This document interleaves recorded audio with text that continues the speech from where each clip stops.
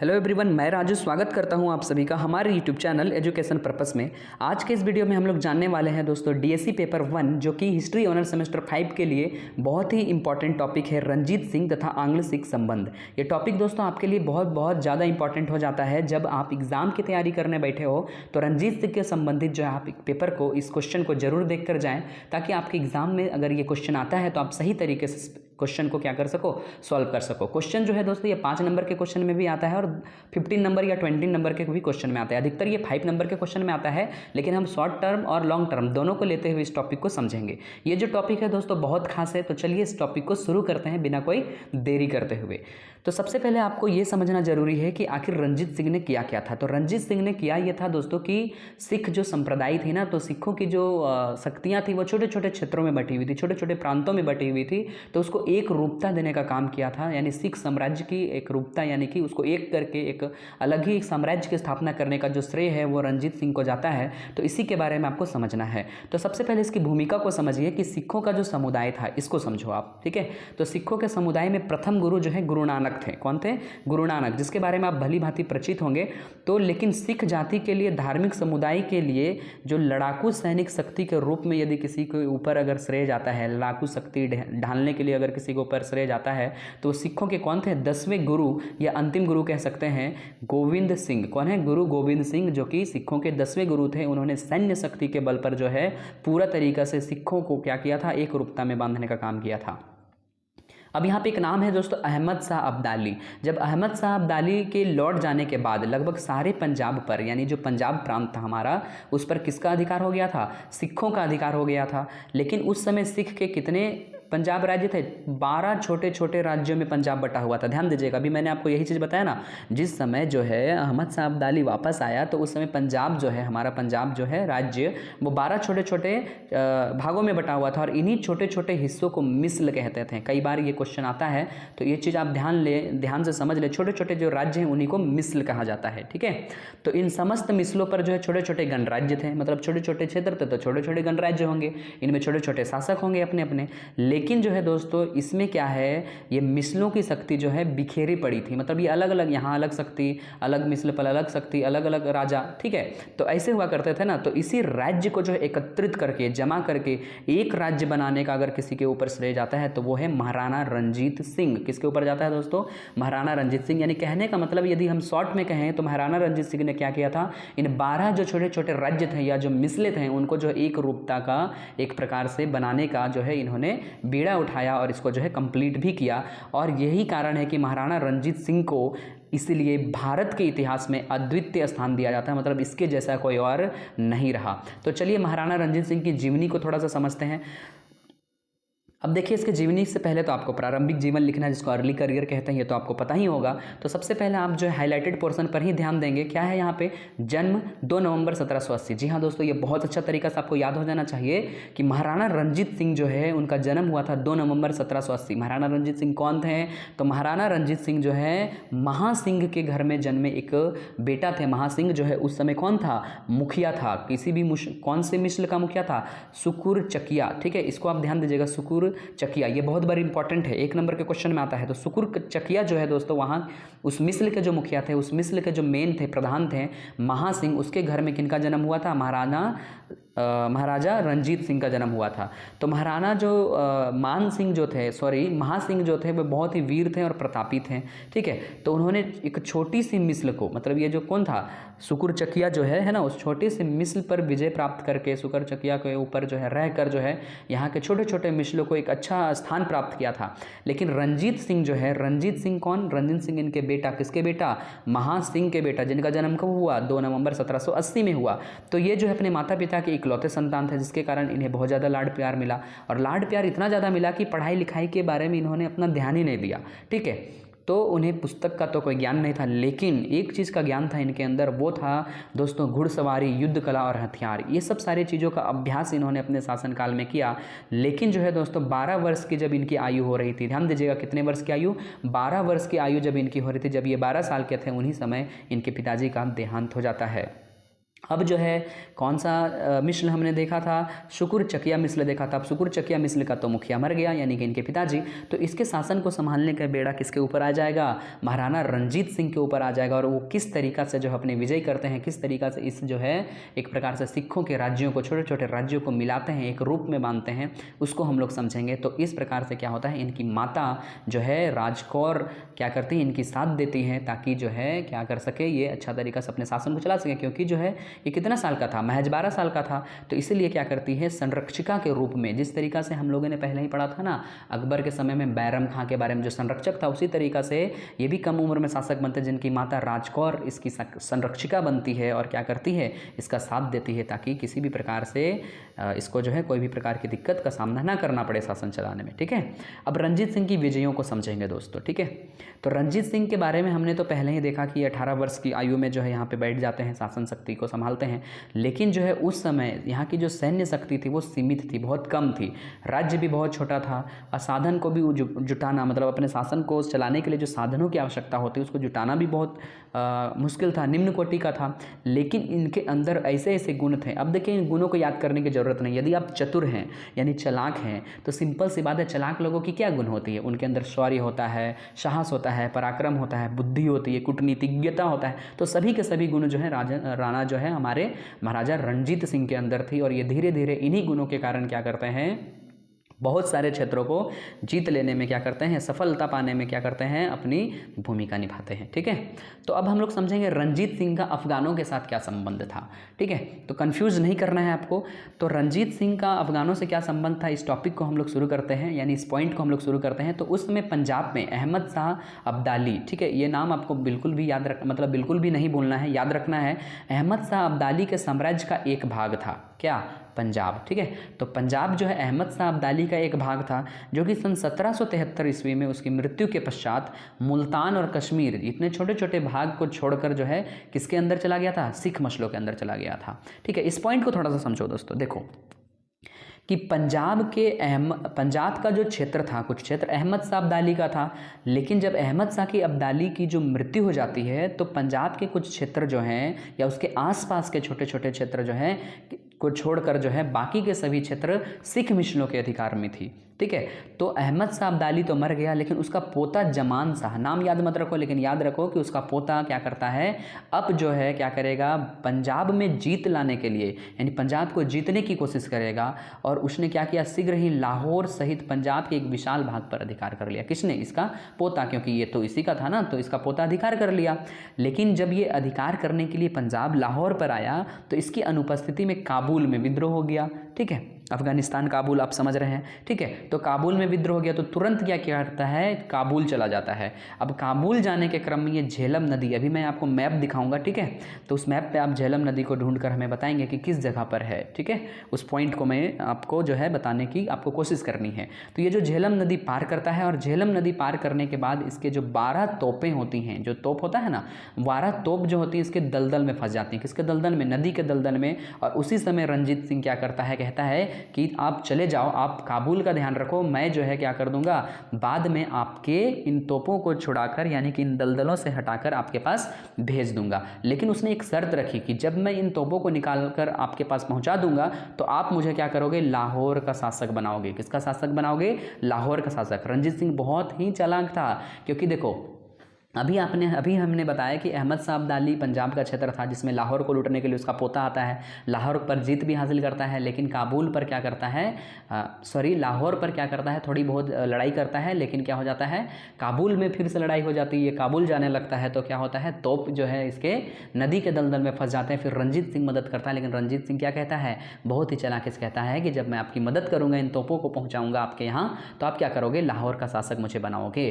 तो यही चीज़ ऐसा ही होता है, जैसा जैसा कहा गया उसी तरीका से ये सारी चीज़ें होने लगती हैं। ठीक है, अब ये क्या करेगा, देखो रंजीत सिंह क्या करेंगे, सिख मसलों पर क्या करेंगे, विजय करेंगे। अब देखो रंजीत सिंह जो है पंजाब की छोटे छोटे सिख मसलों पर विजय करने का कार्य अब शुरू करते हैं। रंजीत सिंह की जो शक्ति है वो धीरे धीरे बढ़ने लगती है, और इसके पड़ोसी जो मिसल थे, पड़ोसी मिसल कहने का मतलब है जिसके आसपास के मिसल, वो भी आतंक फैला रहे थे। क्यों आतंक फैला रहे थे, क्योंकि ये जो है धीरे धीरे अलग अलग जगहों को लूटना चालू कर रहे थे। अब देखो यहाँ पे इतना सारा ईस्वी है दोस्तों, इतना सारा ईस्वी, आपके दिमाग घूम सकती है ना। जाहिर सी बात है दिमाग घूम सकती है। लेकिन आप क्या करोगे, सिंपल सी बात जो है कुछ कुछ क्षेत्रों को याद रखोगे, जैसे गुजरात, उसी प्रकार से अलग अलग क्षेत्र। तो ये क्या करते हैं, अलग अलग क्षेत्रों में क्या करते हैं, अपने मिशन विजय की जो है एक प्रकार से भूमिका को अपनाते हैं, अलग अलग क्षेत्रों को जीतते हैं। ये सब लिखना है आपको। और एट लास्ट जो है अमृतसर को भी छीन लेते हैं। ठीक है, अब जो यहाँ पे मालव अभियान, ठीक है, तो इसमें जो है आपको बहुत ही अच्छे तरीके से समझना है कि मालव अभियान क्या था। तो इसमें जो है देखो कि सतलुज नदी को पार करके, किसको, सतलुज नदी को पार करके ये क्या करते हैं, अपना अधिकार मतलब अलग अलग क्षेत्रों को लूटना चाहते हैं। और लूटना कहने का मतलब क्या है, अलग अलग क्षेत्रों को जमा करके क्या करते हैं, एक बहुत बड़े सिख साम्राज्य की स्थापना करना चाहते हैं। तो वे क्या करते हैं, नाभा और जिंद व थानेश्वर ये सब जगह को लूट कर क्या करते हैं, ये सब जगह को लूट कर बड़े से सिख साम्राज्य की क्या करते हैं, स्थापना करना चाहते हैं। और इसी कारण से इन्होंने बहुत सारे अभियान चलाए, जिनमें 2 अभियान यहाँ पे बहुत प्रमुख है जो इन्होंने अपने शासनकाल में चलाया। तो जो 1806 में हुआ और 1807 में हुआ। ठीक है, तो इन्होंने प्रथम अभियान चलाया दोस्तों। तो प्रथम अभियान में क्या किया, पटियाला, ध्यान दीजिएगा कि प्रथम अभियान में पटियाला के राजा के विरुद्ध जो है रणजीत सिंह की सहायता मांगी गई।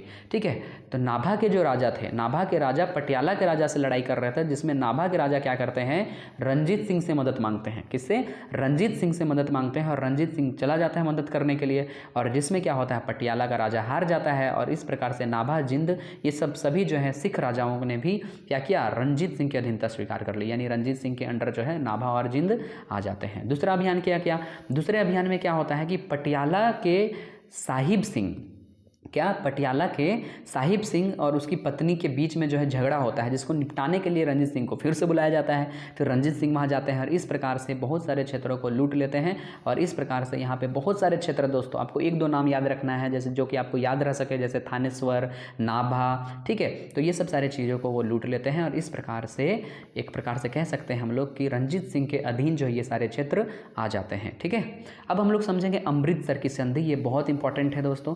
जब इन सभी क्षेत्रों को लूट रहे थे ये, तो अंग्रेज जो है हड़प जाते हैं। ठीक है, यानी कहने का मतलब है अंग्रेज जो है सोचेंगे ना कि अरे बाप, ये कौन सा शासक आ गया जो अलग अलग क्षेत्रों को लूटते जा रहा है। तो ऐसे में अंग्रेज क्या कर रही थी, अंग्रेज भी तो यहाँ पे थी ना। तो अंग्रेज क्या सोचेंगे कि हम किसको लूटेंगे। तो अंग्रेज क्या करती है, इससे युद्ध नीति बनाती है। ठीक है, लेकिन अंग्रेजों को समझ में आ जाता है कि इनसे युद्ध करके हमको कोई फायदा नहीं होने वाला है। ठीक है, यानी कि रणजीत सिंह से यदि हम युद्ध करेंगे, कौन, अंग्रेज, ठीक है, तो हमसे फायदा नहीं होगा। तो ये लोग क्या सोचता है, ये लोग क्या होता है, उस समय लॉर्ड मिंटो यहाँ के जो गवर्नर जनरल थे, ठीक है, वो क्या करते हैं, चार्ल्स मैटकॉप, अब नाम याद मत रखो, कोई मतलब नहीं है, सिंपल सी बात है। अंग्रेजों ने जो है अपने एक व्यक्ति को भेजता है किसके पास, रणजीत सिंह के पास, एक वार्ता करने के लिए, संधि वार्ता, यानी कि एक बातचीत करेंगे। और उस संधि वार्ता को जो है लास्ट में 1809 ईस्वी में एक्सेप्ट कर लिया जाता है, हस्तांतरित कर दिया जाता है, जो कि अमृतसर की संधि के नाम से प्रसिद्ध है। ठीक है, अमृतसर की संधि होती है। ठीक है, जो अंग्रेजों के बीच और किसके बीच होता है, ये रणजीत सिंह के बीच होता है। ठीक है, क्योंकि ये रणजीत सिंह से डर रहे थे कि कहीं ना कहीं अगर ये लूटना चालू कर दिया सभी साम्राज्य को तो हमारा क्या होगा। ठीक है, तो इसमें क्या होता है कि इसमें 4-5 शर्तें हैं जिसको आप बहुत ही अच्छे तरीके से याद रख सकते हैं दोस्तों, उतना बड़ा बात नहीं है। मान लो ये सतलज नदी है, क्या है, सतलज नदी है। तो इनका कहना है कि सतलज नदी की जो दक्षिणी सीमा होगी, ठीक है, सतलज नदी को रणजीत सिंह के राज्य की दक्षिणी सीमा माना जाएगा। मतलब ये रणजीत सिंह का अगर राज्य है, ठीक है, ये अगर रणजीत सिंह का राज्य है तो इसका दक्षिणी सीमा जो होगा वो सतलज नदी को माना जाएगा। और सतलज नदी के दक्षिण पूर्व की ओर जितनी भी क्षेत्र होंगी वो अंग्रेजों की होगी। किसकी होगी, दक्षिण पूर्व की ओर जितनी भी क्षेत्र होगी वो अंग्रेजों की होगी। ठीक है, उसके बाद जो है इनका ये कहना था कि लुधियाना में अंग्रेजी अपनी सेना रखेगी। उसके बाद ये भी कहना था कि अंग्रेजों ने सतलज के उत्तर की ओर हस्तक्षेप नहीं करेंगे। ठीक है, यानी कि दक्षिण की ओर कौन रहेगा, दक्षिण की ओर अंग्रेज रहेंगे, तो उत्तर की ओर कौन रहेगा, उत्तर की ओर रहेगा कौन, रणजीत सिंह। ठीक है, तो अंग्रेजों ने ये बोला कि हम जो है आपकी ओर हस्तक्षेप बिल्कुल नहीं करेंगे, कभी नहीं करेंगे। ठीक है, तो रणजीत सिंह ने भी कह दिया कि ठीक है, हम पूर्व के राज्यों में भी, क्योंकि दक्षिण और दक्षिण पूर्व यानी ये क्षेत्र में, दक्षिण पूर्व क्षेत्र में हम आपके पास जो है हमला नहीं करेंगे। तो इस प्रकार से जो है इन्होंने इस प्रकार से जो है अपने कार्य को किया। लेकिन जो है पूरब की ओर जो ये बढ़ते चले जा रहे थे, इस पर रोक लग गया। किसके कारण, ये अमृतसर की संधि के कारण। कब हुआ था, 1809 ईस्वी में हुआ था। रिवाइंड करते चलेंगे दोस्तों। ठीक है, तो अमृतसर की सीमा के ऊपर जो है इन लोगों के ऊपर एक तरह से पराजय हुई। कहने का मतलब है इनकी एक प्रकार से हार हुई ना, क्योंकि ये आगे बढ़ ही नहीं सकते थे, तो पूर्व की ओर अपना साम्राज्य नहीं फैला सकते थे। कौन, रणजीत सिंह। ठीक है, तो फिर से इन्होंने क्या किया, मुल्तान अभियान किया। ठीक है, पहले तो मालव अभियान किया था, फिर अमृतसर की संधि हुई, अब क्या करेंगे, मुल्तान अभियान करेंगे। मुल्तान अभियान में क्या किया, रणजीत सिंह ने बहुत सारे क्षेत्रों को जो है लूटने के लिए, अधिक से अधिक क्षेत्रों को लूटने के लिए जो है कुछ व्यक्तियों के साथ ले, जिनमें एक नाम आता है दीवान मोहकम चंद, ठीक है। तो क्या होता है, मोहकम चंद क्या करता है, उसको भेजा जाता है मुल्तान को लूटने के लिए। किसको लूटने के लिए? मुल्तान को लूटने के लिए। लेकिन मुल्तान पर वो विजय तो हासिल कर लेता है, लेकिन उसके किले को, उसके दुर्ग को नहीं लूट पाता है। और लास्ट में फिर से जो है एक खड़क सिंह की सेना तैयार होती है और मिसर दीवान संत के नेतृत्व में फिर से जो है इन्होंने भेजा और मुल्तान के दुर्ग पर अधिकार कर लिया। ये मैप आप ध्यान से देखिएगा दोस्तों, इस मैप को आप स्क्रीनशॉट ले सकते हैं और जो भी चीज़ आपको समझाए जा रहे हैं इस मैप को जो है आप क्या करो, ध्यान से इस मैप को देखो और अलग अलग क्षेत्रों को देखो कि सतलज नदी हमारी कहाँ है और इसके दक्षिण के क्षेत्र कौन से हैं, लुधियाना कहाँ है और कौन कौन से क्षेत्रों में किसका अधिकार हो गया था, ठीक है। यानी कि कौन सी संधि हुई थी और किधर किधर क्या क्या चीज़ें थी। तो इसको आप देख सकते हो, आप स्क्रीनशॉट ले लो दोस्तों, ठीक है। अब आगे हम लोग देखेंगे कश्मीर। अब ये रुकते नहीं हैं, अलग अलग क्षेत्रों को लूटना चालू करेंगे, ठीक है। तो कश्मीर, अटक और डेरा जाट, ठीक है, डेरा जाट को लूटने का जो है इनका एक प्रकार से स्कीम चलता है, एक प्रकार से कह सकते हैं। ये लगातार जो है अलग अलग क्षेत्रों को लूटेंगे। अब देखो यहाँ तक क्या लिखा हुआ उससे कोई मायने मतलब नहीं है। सिंपल सी बात आपको याद रखना है कि रंजीत सिंह क्या करते हैं, अलग अलग क्षेत्रों को लूटने के क्रम में कश्मीर, अटक और डेरा जाट पर अधिकार करते हैं। लेकिन उस समय, जिस समय कश्मीर पर ये अधिकार करना चाहते हैं, उस समय क्या होता है, कश्मीर पर कौन आक्रमण करने के लिए दीवान मोहकम चंद्र को भेजते हैं। लेकिन उसी समय आक्रमण कर रहा था फतेह खां, जो कि कहाँ का था, काबुल का था, ठीक है। तो मोहम्मद शाह का मंत्री था। अब ये दोनों क्या करते हैं, फतेह खां, ये नाम याद रखिएगा, फतेह खां और मोहकम चंद, ये दोनों मिलकर क्या करते हैं, यानी रंजीत सिंह और फतेह खां दोनों मिलकर यहाँ आक्रमण कर देते हैं और कश्मीर पर क्या कर लेते हैं, एक प्रकार से अपना पूरा शासन जो है हुकूमत कर लेते हैं एक प्रकार से, ठीक है।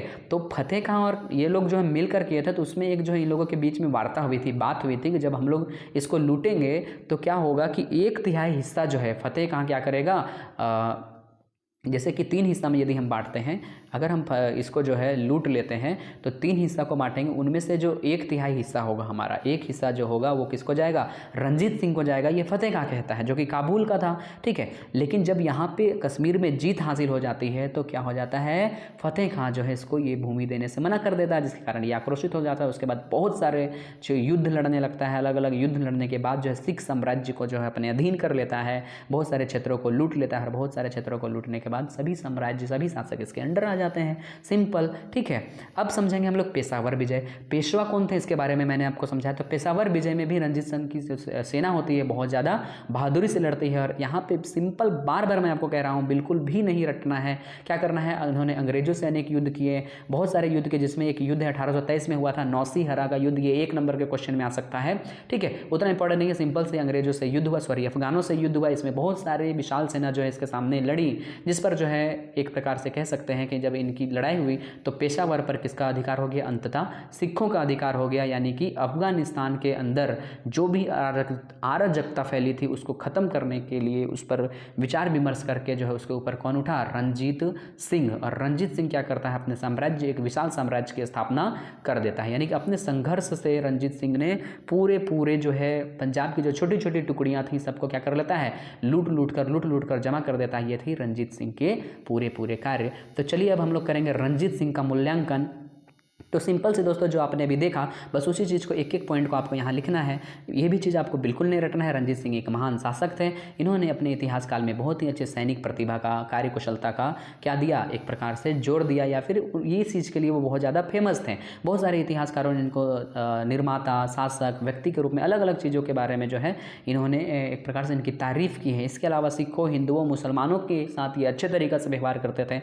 यानी जो अच्छे व्यक्ति के अंदर जो गुण होते हैं वो सारे गुण इनके अंदर थे। ये अच्छे तरीक़े से लड़ सकते थे, ये अच्छे सैनिकों के भी गुण थे, ये बहुत सारे भाषाओं बोलते थे और सभी लोगों के साथ मिलकर जो है इन्होंने जो है अपने शासन की जो क्रियाएं थी वो उसको किया था, जैसे गुरखे, बिहारी, उड़िया, पठान, ये सब सभी लोगों के साथ मिलकर। और इनके बारे में बहुत सारे लोग हैं जो इनके तारीफ़ में कहते हैं, जिनको हम कहेंगे, ये तो आप भी कह सकते हैं, बिना याद किए भी बोल सकते हैं कि शायद कभी भी ऐसा कोई इतना बड़ा साम्राज्य केवल एक व्यक्ति ने, बहुत कम अपराध हुए थे इनके शासन में, ठीक है, तो बहुत कम अपराध करके केवल एक व्यक्ति ने क्या किया था, इतने बड़े साम्राज्य का स्थापना कर दिया था, ये कहा जाता है। उसके बाद कहा जाता है कि एक व्यक्ति है जो फ्रांसीसी यात्री था, जो फ्रांस से यहाँ आया था, जिन्होंने लाहौर दरबार में किसको देखा था, रंजीत सिंह को देखा था, ठीक है। लाहौर दरबार, वही लाहौर जिस पर अधिकार करने का मांग जो है इन्होंने किससे कर लिया था। अब ध्यान दीजिएगा, इसको आप कमेंट बॉक्स में हमें जो है इसका जवाब दें कि लाहौर की मांग जो है इसने किससे किया था, ठीक है।